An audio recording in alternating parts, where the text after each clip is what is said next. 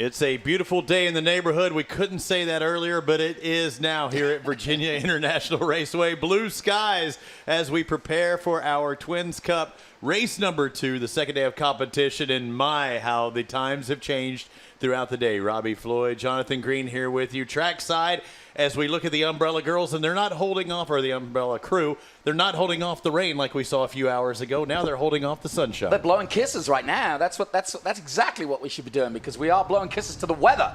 Yeah, it's changed completely in the last couple of hours. We had torrential rain. I mean, heavy hitting rain on the roof of the booth here. And there's Devon. Hi, Devon. I honestly, I have no idea how you know all of the Umbrella Girls' names. I introduced myself. It's the first thing I do of the weekend. Yeah. These girls are on the podium. You gotta get to know them. You know what? They do a great job. They should come up here and get an interview, and we talk Devon, about Katie, and Alicia. They've done a great job for us, the MotoAmerica girls today. Give them a shout out. Very good job.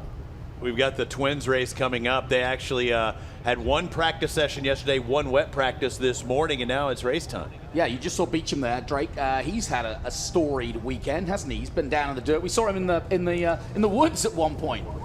Had a little off-track excursion. A couple of riders did, and that was the thing, because as you see, it's going to be a dry track, but that wasn't the case this morning. No. Several riders going on, everybody out on the rain tires, but then they went on to the slicks. So it went from wet to dry during their qualifying practice, but that was so long ago. That was one of the first things this morning. How about this young kid, this young buck? Pole sitter and winner from our race back in, or both races back in Atlanta. Yeah, that would be Michael Barnes, the triple ones of Michael Barnes. We see the front two rows. Curtis Murray, Draik Beauchamp, as you mentioned, the 77. Not good enough to have his picture up there, but Draik is fast enough to make it to the front row. Chris Parrish, Robert Fisher, the man I spoke to earlier, a double duty he's on. Just behind him, Justin Felice. Then Ned Brown. Had a quick chat with Ned, really enjoying his time here. And alongside him, Joseph Blasius and Alex Dumas, the Canadian. Chris Turner, both of those guys on row 4, expect them to maybe be up a few more rows, so expect them to maybe move up a few rows. They're not qualifying the best, but again, that was just qualifying earlier. Now it's down to the race time. Darren James, Glidewell, and Bays filling out that row. Row 7, Riesinger, Crawford, Sean Doherty.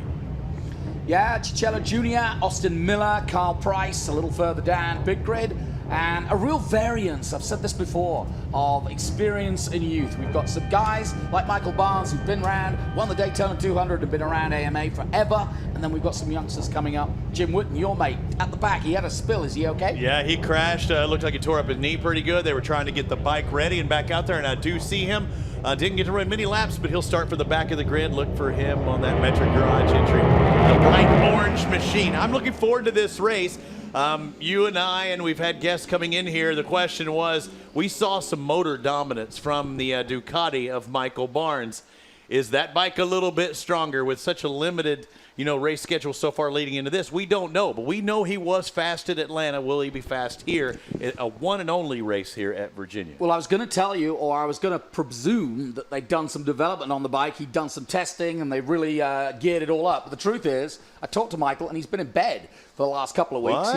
He's had a real head cold and just couldn't shake it. He's okay now, but he's literally had 3 weeks of misery. So the fact that he said he enjoyed the fact that it was wet yesterday. It wasn't so physical. Yeah, and we've seen that in the other classes as well. And I got to make sure not to talk about the previous races today. For those of you watching on MotoAmerica Live Plus, people got angry in Atlanta when we were talking about previous races during this race. But what previous race? I don't know what you're talking about. Yeah, this is the only race of the day. It's the only thing that's happened. And we are looking at dry conditions, I can't sunny remember skies. back forth in 10 minutes, so it's okay. I'm looking at the radar that's over near our buddy Greg, and I think it should be clear for a bit. Should be clear. There's the championship. That's pretty clear. Yeah. Barnes leads it by Parrish and Murray. Murray, of course, in third position. Parrish, last year's winner and champion on the number 1 machine. And I would have thought if I were Parrish, I'd be wanting to get a back one on Mike Barnes pretty soon, because Barnesy, just given half a chance, will run away with this championship. And at plus 50, he'll take any championship he can get. Yes, sir. And with Chris Parrish, a couple of podium finishes, but when you're second and third and the guy in front of you wins, the same guy wins each time, it's going to make it tough to make up ground. Robbie, perfect conditions now for Virginia International Raceway. This is what we've been waiting for all weekend. Who would have thought you seeing the Murray effect down there on the bottom, the heat coming off of the bikes? It's getting warmer out there, but Yeah, the high 70, mid-70s today. Yesterday was 80-something, and these guys only got that one practice yesterday afternoon. This morning, totally different. So really not much time on the track for the Twins Cup competitors. I think Mike Barnes is going to play the same game he usually does, which is to try to break the back of this race early on. Get away, be the hare, and say, if you want to beat me, you've got to get ahead of me. He's not going to wait. He's just going to get ahead and go. He needs to start, though, and that's the key here. With Curtis Murray second, he knows he's going to be quick. You remember the last time we saw Michael Barnes at the start? It was the second race in Atlanta. He looked like the wheelie king, Doug DeMocus. I know. He just dumped that clutch. Probably a little embarrassing if you ask him. He recovered well. Yeah, he did. He was out in front before the first lap was over. Look at that field. It's huge, isn't it? Yeah, that's awesome. That's what you want to see. You know, I think 40 people signed up. They take the best 36. So, I mean, that is a solid field of really talent good from around the country. Okay, here we go. VIR in the sunshine. Perfect conditions. A huge grid. 4 twins here at round 2 for these twin machines. And it's Michael Barnes who leads the way. Red flag goes down. All eyes will be on those starting lights. Rev's going to be turned up. Let's watch that 111. Their outside pole, the first turn's a right-hander. Not the best jump by Barnes, but more slippage instead of dumpage this time. And now he's comfortably in second, at least for now. Great start from Curtis Murray. He got off the line very well indeed, and he'll dive with the 180 machine into the horseshoe for the first time in the lead. Barnes recovers to third place, going around high and wide around the outside, but Barnes, he didn't get the best of starts, but he should be able to recover from there. Thought I saw Chris Parrish working his way up in there. He's back in 5th right now. 1, 2, 3, 4th actually for him. Not a great start either from Robert Fisher, the busiest man here at VIR. He's in the Supersport and now this, the Twins, so he's never stopped riding, so he's got more track time than anyone. You can watch how these guys sort things out.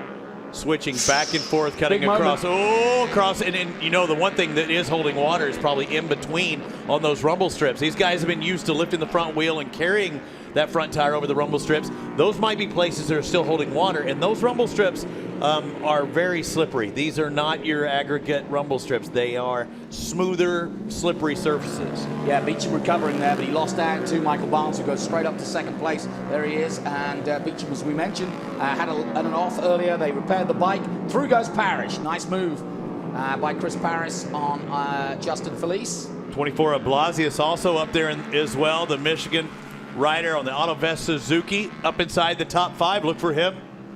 Down the roller coaster for the first time and onto this very important main straight. Now let's see the grunt of the Ducati. Oh, he's shaking his head. He don't like it. He don't like it. Something ain't right. Something ain't right with Murray.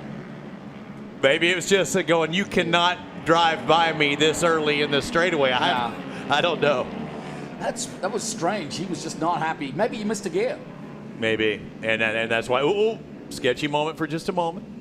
Yeah, that was odd. He really wasn't happy with himself, not the bike. He didn't lift up. It didn't look mechanical. He was just frustrated by something, and it could have been a missed gear. But either way, Michael Barnes now leads on the Ducati, the twin. Oh, and down goes the 213 of Jason Madama. Oh, man, a front runner goes down. We talked about how he didn't qualify that well. Expect him to move up, but Madama's out as it stands right now, trying to get it fired back up. Rider's Law, you see on the side of his fairings. And they are able to resume competition as long as the course marshal don't think that he's too injured to compete. So yeah, you might be right. That might be a good call. And another down. It's 3 bikes now out of this one. That's 119. That's Tyler Freeman. A lot of damage to the fairing up there. Somebody else 690 to 40. That's 642 maybe, Robert. Yeah, that was Cicciello. John Crawford is the other one down. Yeah, so a lot of crashes here early on, but the leaders now pulling away, and Michael Barnes and Curtis Murray pulling away from the rest of the group. Now, it's important that Murray stays with Barnes. We've seen this before. Barnes, if given half a chance, will be gone, and Murray knows he's got to stay with him. Before we start seeing those crashes, I was going to agree with you. I think that the 180 might have missed a shift, as you said. Yeah. So he saw it coming. There's nothing wrong with the bike now, is there? Yeah, he was bogging like serious, and it actually looks like a pass. Is this a case of Barnes wanting to watch? Stay in, stay tight. Don't let Barnesy come back through. Well, classic mistake at the horseshoe. Yep, he's let him through, and that's all that Barnesy needed. Great move. You got to pull it off. You got to pull it tight. I was listening to Jason earlier. You've got to keep it tight there. Look at that race back there for like 2nd through 6th. You see Behind Murray, Beauchamp, Parrish, Blasius, Felice, and Fisher might be on the back end of that. And the guy you're talking about doing double duty. A good race back there all the way through those top 5 positions. Ned Brown coming forward. He's in the top 10 on the 298. Chris Bays, Jerry Reeves, Chris Gilligard. Good start from him. The Texas man up to 12th position ahead of Daniel Adams and Chris Spates. Up through 7 they go. Brown a couple of points paying positions back in Atlanta, currently 14th overall.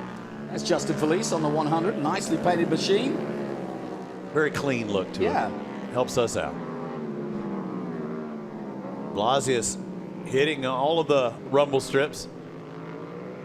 See him with that kind of turquoise and yellow, and they're able to push off the 592. You saw that fairing damage laying down a couple of guys in that same session. Here's what happened. Oh yeah. Man, well, look how much water. I said this morning. Yard sale. Look how much water is down. That's how much rain we've had. It doesn't look that wet, but as soon as you hit that grass, you're just on an ice rink. Yeah, there's zero chance you could have any steering input on that grass, or you're going down, and we've seen that throughout the day since the rain has happened. I hate to say I predicted it, but Michael Barnes has done exactly what I thought he'd do when he took the lead, which is pull away, put down some heavy laps, and make it impossible for anybody chasing.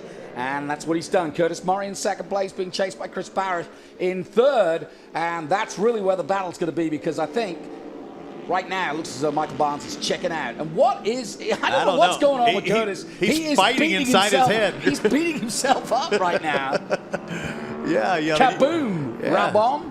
What's going on? When your nearest competitor is inside your helmet that you're fighting with, I mean, I can only think that there's some power down on the machine and he's not going as fast as he wants. Right. Or he's missing or finding a neutral when and when he's not expecting it, and it's affecting his psychology on the bike, because he just keeps getting madder and madder, because you can tell he's just shaking his head from side to side. He's pushing. He's not. He's still in the race. He's still second. But look how quickly Parrish is reeling him in. That's a great call, too. And for it to happen, it might be something that's intermittent, and that's what's making him angry, because I know I've talked to other riders, even here this weekend and in the previous week. Could be fine, but a little down on the top end. Maybe you're hitting that rev limiter or something that's kicking it out at a certain point. Or maybe his Hulk machine isn't working and he keeps trying it and it's just not happening for him. That's it. 7-11 now starting to put the pressure on. Seeing that move, not going to be enough. Couple of opportunities to pass here. This is going to be one of them. Coming down this front straightaway, heading into first turn. And this is on Draik Beauchamp, and he's going to do it. Ooh, not quite. Good braking by Beauchamp. Nicely done. Great job by Fisher, though, backing it down. Was inside, said it's not going to happen here. Went ahead and decided to tuck in, try somewhere else. Fisher on the 7-11. Yeah, the second of his bikes. He makes these custom fairings, he was telling me, and so he has a whole shop. Yeah, carbon or fiber? Yeah. I think they're they're not carbon fiber. They're just the fiberglass. Plastic. Yeah, fiberglass. Yeah.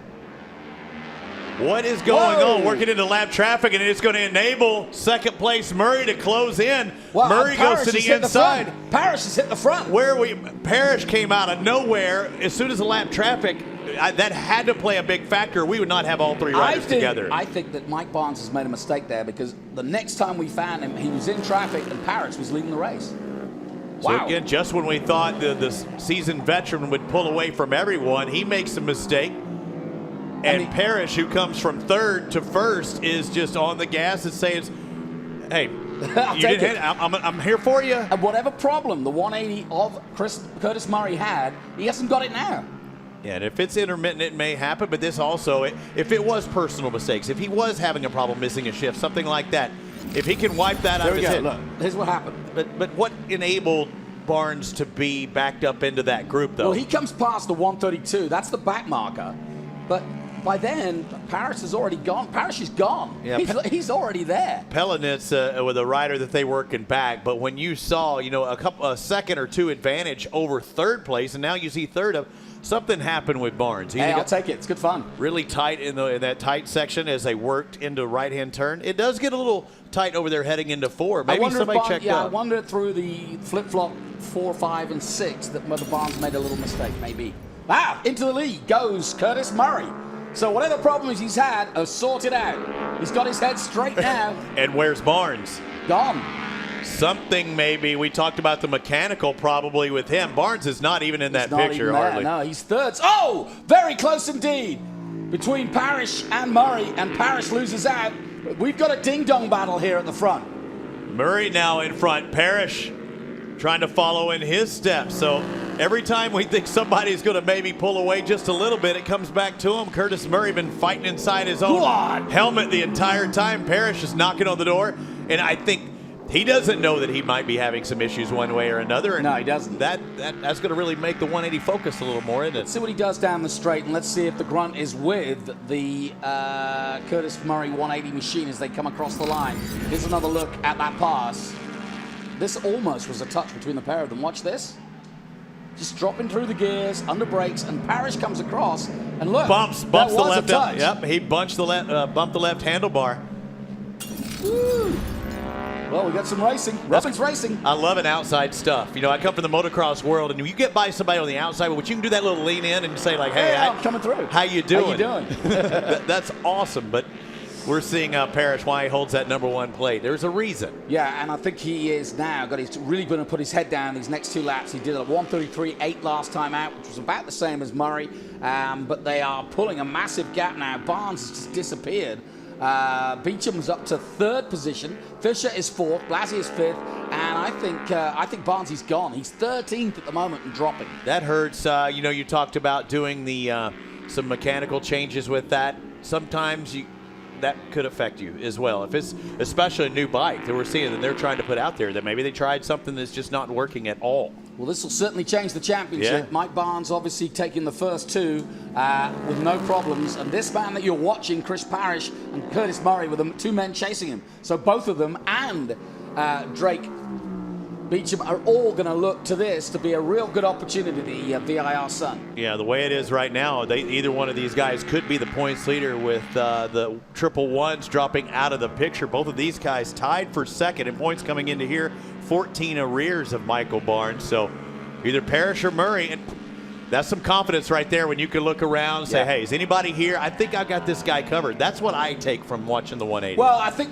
what Murray's looking at, 7 of the 11 laps gone, he wants to know how far third place is, because then he knows he's now got a clear gap, and really he can focus fully now on the #1, and really there's nobody else in this, and that's an important factor for him, and he can now get his head down and stop to worry about being looked either side out of being overtaken himself, because you never really know. Yeah, back behind him, Draik Beauchamp, Robert Fisher, Joseph Blasius.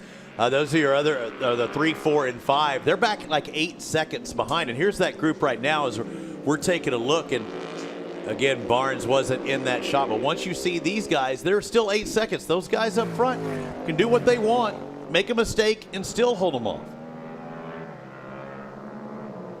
Blasius with that turquoise and yellow.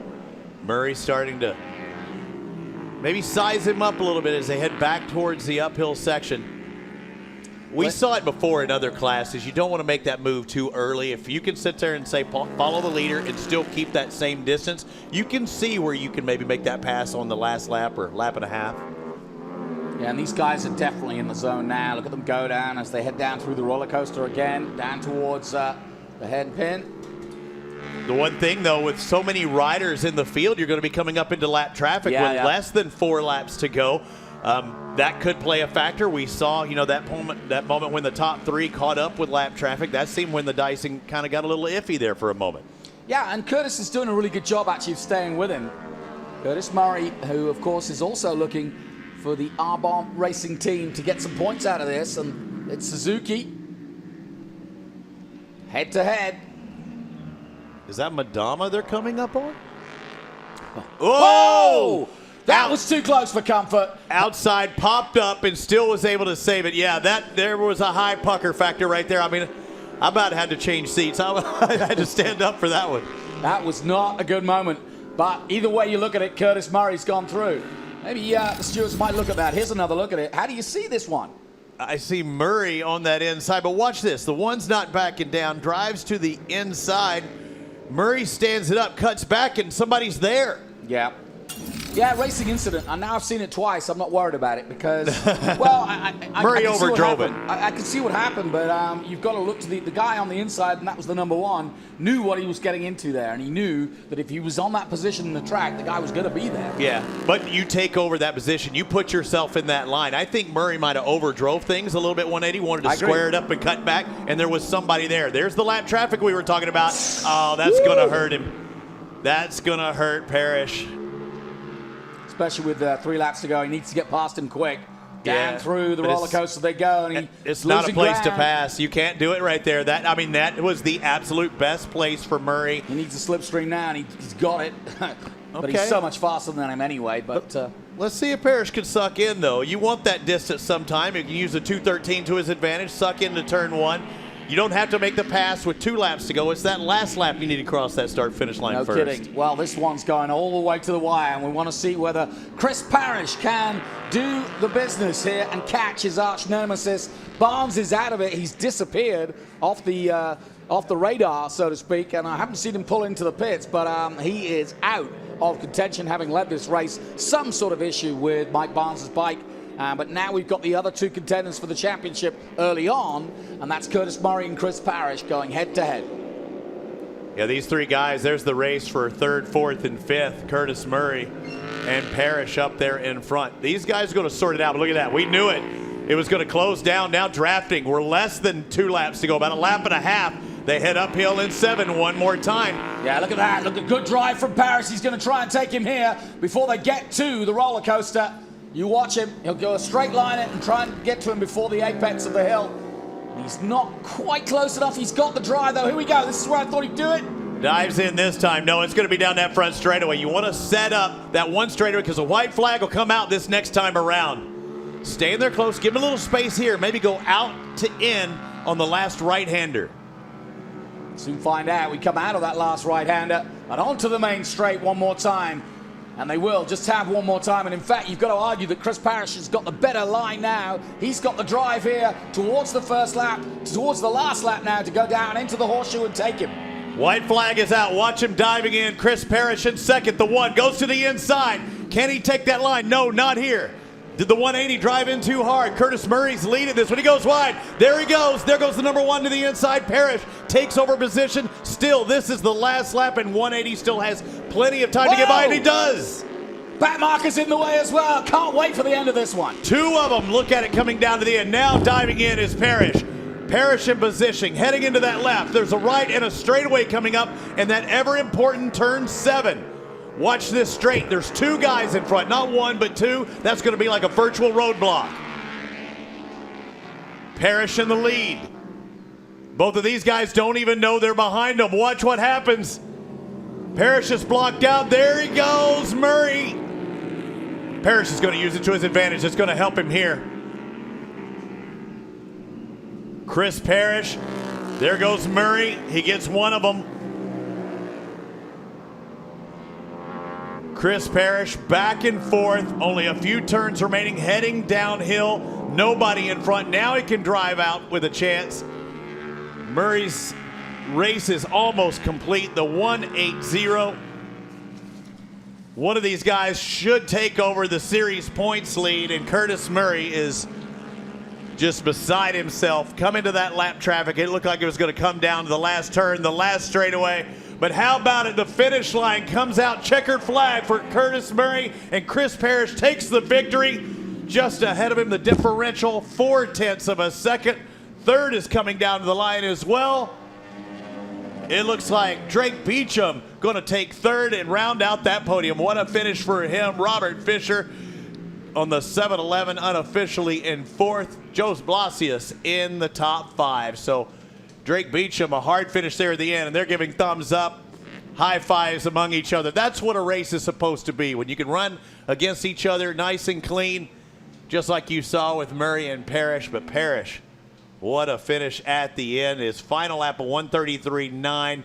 Murray, a 134.4. And that was the difference. That final lap, and with 36 riders in the field, and you saw 2 riders in front of one you can deal with, 2, it's almost impossible. You get in front of one of those guys, and you are going to check out. How happy is Chris Parrish right now?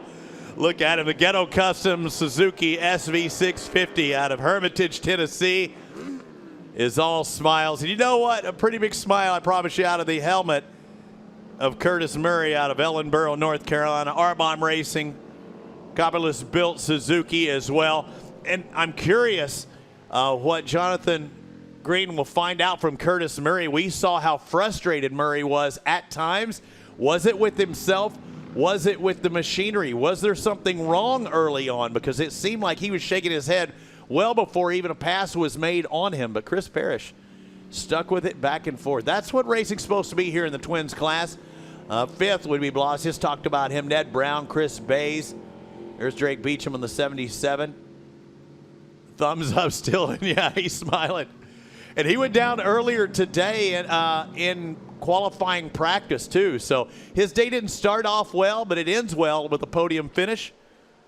Draik Beauchamp in points was fourth. He might actually move up into third now. We'll have to see here as the points are tallied here shortly. Had 23 coming in, but I don't know. I think Michael Barnes with those 2 victories still might hold on to a top 3 in points. And boy, did things close up here at VIR.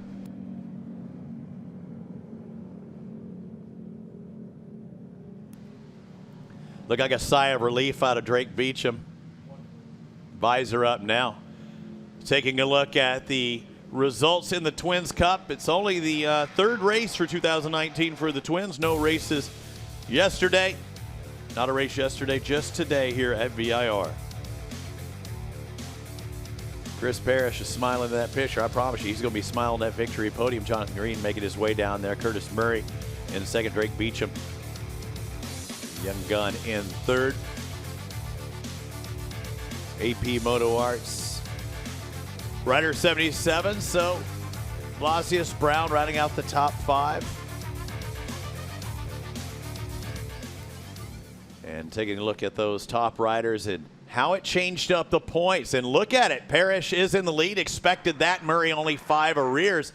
Michael Barnes holds on with an eventful day. Was out front. We don't know what happened with the bike. I don't think he had an off-the-track incident, but we'll have to find out there. Maybe Jonathan will get the word there. Draik Beauchamp does close in. Only 22 points behind now. So Beauchamp come into this round 4th in the championship. Still holding on to that spot. Blasius with a good finish here today. Improved his chances. Look at that, 40 points between the top 9 riders. So even Alex Dumas, Robert Fisher, and Jeff Tigert all tied in that 7th, 8th, 9th position. Chris Parrish is smiling, taking off those gloves. No arm bump for him, I'm sure. He was probably holding on, fighting there on that last lap. You got to question what was going on in his head, because he and Curtis Murray saw those lappers just in front of him getting a hug from family and crew. Who could get through that lap traffic the quickest? That would be the question. And high fives all around. Throughout those top 5 riders, that was a heck of a run.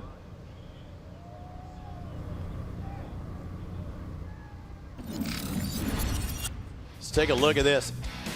What happened throughout the race. A lot of back and forth between Parrish, the defending champion, and you see Curtis Murray working his way by. Murray was out in front. Parrish says, I can do this. You get by me, I get by you.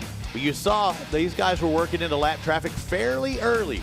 Looked like Parrish was going to check out, and he eventually did on that last lap. Due to the traffic being just in front of him on that final lap, coming into 7, Parrish got by. Murray couldn't do the same. Yeah, that was an eventful race for the #1 rider. Draik Beauchamp finishes in 3rd spot, and it was a tough-fought battle for that 3rd. He fought till the very end, and it looks like Jonathan Green has caught up with him. Thanks, Robbie. Yeah, I'm here with Draik, and what a great race. Tell me how you got to the 3rd place in the end there. 3rd place. I was really hoping I could hold on to Barney and Parrish and Murray, but, I wasn't able to keep that pace. But I was really excited to be able to, be in 4th at that point. And then I saw Barney fall back, and I was like, okay, that position's open now, so we got to make that work. So I got passed by Fisher, and we had a good battle, and I tried to just keep very close to him and didn't let him out of my sight. And then at the end, I put a few laps in, and I got past him, and I was able to take 3rd. Going to say you had a spell this morning, so great recovery. Yeah, it was. Well done again. Thank you, sir. Back to you, Robbie. Thanks, bud. Yeah, when that day started off and we saw him, and it was like only the second lap, and he was throwing down a quick time, but I think he pressed a little bit too hard in the rain. Goes down, comes back up, actually qualifies, or doesn't qualify, but yeah, he actually does have to qualify later on, improved his chances, got up there, and he showed that he was fast, not only in the rain, but the dry as well. Second place is Curtis Murray on the 180, but boy, he took it to the bitter end. What a run. I'm still curious what was going on and why he was shaking his head, Jonathan. Well, we're going to find out. We saw you shaking your head. I don't know if it was it yourself or your machine, but it was early on and you did it a couple of times. What was going on? So I didn't do us any favors yesterday in practice. I kind of high-sided halfway through on a used tire. So I didn't get a lot of setup time, but this is my home track, so it's not too bad. So we were having some suspension issues, but either way, I got to give a shout-out to my team. I tore the bike up pretty good yesterday, and they fixed it up. It was a great bike. I should have won, but I'll take second to Parrish on that one. That was a good run. It could have went to either one of us. So, Shoei helmets, RBoM Cupolos built, Baseline Motorsports, Power Sports Supply. My man Hammer hooked me up with some of his Conquest CBD oil where I messed up my hip and my shoulder some. So thanks to my buddy Madama on that one. But super stoked. Appreciate MotoAmerica putting it on. Hey, congratulations. Second place, Curtis Murray. Oh, man. My boy Hammer helped me out. I love that with the accent and everything. Madama getting his shout out as well. What a run. There till the end on Curtis Murray. You see how close he was to Chris Parrish, and it was even closer. And at times, literally in that last two laps, it was back and forth, and aggressive riding too as well. But only one guy can win the race, and it's not Michael Barnes this time. It's Chris Parrish, the defending champ, on top, Jonathan. Yeah, and he's very happy, Chris Parrish, I can tell you. But let me ask you, when we saw you come across Barnes, it was all over very quickly. Did you know what had happened? It's all changed very quickly. Well, as far as Barnes, he just looked like he got caught up with the lapper, and I was just able to get into the gas a lot sooner, and I found what little dirt patch I can go through and made it work. It wiggled a little bit, but it held. Great race, though, toing and froing. I mean, did you have a plan? How can you have a plan in a race like that? You just got to go for it. No, absolutely no plan. Actually, I'll take the bad. The only plan that I had to do was be in front of Draik going through all this mess over here, because I was behind him earlier and he was a little slow through there, but it worked out perfect. I made a couple of changes and tire choices in the last minute. Everything was perfect. That bike did absolutely what it's supposed to do. The Ghetto Customs SV650 built by Mike Kopolis. I want to thank Pat Alexander with Beauchamp Suzuki. They've helped me out. Farmerville 2 shooting helmets, Red Fox Racing, Baseline Motorsports, Dunlop, Molina. That's all right. You can thank the rest of them next time. Run again for it. Well done, Chris Parrish. Well done, mate. Thank you for having me. What a race. Yeah, he's pumped, fired up, as well as he should be. Chris Parrish, give a shout out to. Just a good old boy network is what it seemed like out there today, taking the race victory. And with that, the series points lead. See that tear off line? Boy, he was tearing off some laps as well. But congratulations for the Tennessee boy. Ghetto Customs getting her done here in VIR.